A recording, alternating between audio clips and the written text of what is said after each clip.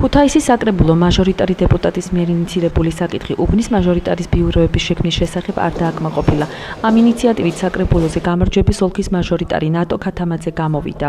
ეს არის აუცილებელი, ეს არ არის კომფორტი, ეს არის მუშას რომ იმუშაო. ხა მე ვერ ვიქნები და არც ერთ ჩემს კოლეგას არ უნდა იყოს ფიქტიური მაჟორიტარი და როდესაც გინდა რომ იყო ფაქტიური მაჟორიტარი და იმუშაო, ამისათვის სამუშაო პირობები უნდა გქონდეს და ის გუნდი, რომელიც ჩემზე იმუშავებს.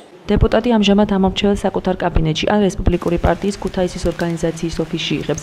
ის ამბობს, რომ ბიუროების შექმნა საქმის უკეთესად გაკეთებისთვის აუცილებელია.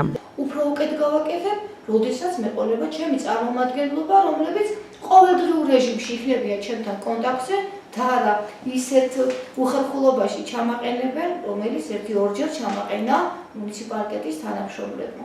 ბიუროების შექმნის იდეა ნიკიას უბნის მაჟორიტარს ირმა პეტრიაშვილსაც მოსწონს. მისი თქმით, ბიუროების არსებობა მოსახლეობასთან დაახლოებას ხელს მეტად შეუწყობს.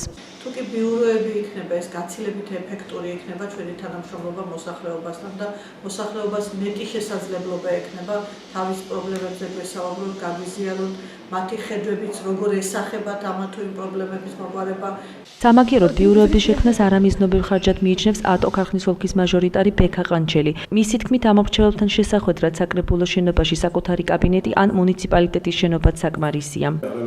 დისკომფორტი არ მექნება, იქიდან რომ მე ვახერხებ შეხვედრას და ასევე ვიცი რომ ყველა მაჟორიტარს აქვს ამის საშუალება უშუალოდ მივიდეს ამის სასწაულებში დააშეს და იქ ვახერხებ შეხვედრები მოსახლეობასთან. აქედან გამომდინარე მე ამის ვალდებულებას და ასე ვთქვათ აუცილებლობას ვერ ხედავ, რომ სამი კიდე შეიქმნას რაღაც დამატებითი როლი. იგივე ასიზიარებს აფიჩხიის მაჟორიტარი ნიკა ლატარია. დეპუტატი თვლის, რომ ბიუროების შექმნა დამატებით საბიუჯეტო ხარჯებს გამოიწვევს.